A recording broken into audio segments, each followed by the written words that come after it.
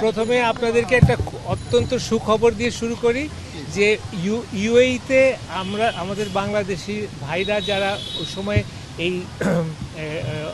আন্দোলনে শরিক হয়েছিলেন এবং ওখান থেকে তারা দাবি তুলেছিলেন যে আমাদের দেশের পরিবর্তন এবং তারা এই বৈষম্য বিরোধী ছাত্রদের আন্দোলনে একাত্মতা ঘোষণা করেছেন, তাদেরকে আপনারা জানেন যে ওইখানকার সরকার তাদেরকে 57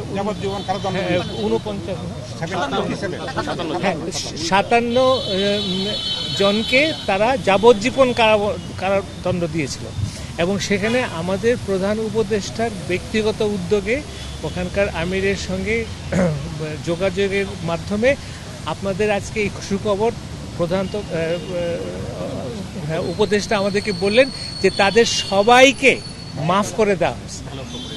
এটা অত্যন্ত আনন্দের খবর এবং এটা এবং আমি মনে করি এটা ইউনূস ভাইয়ের মতন আমাদের একজন নেতা না হলে এভাবে আন্তর্জাতিকভাবে এই জিনিসটা আসতো না। সো আমরা খুবই খুশি।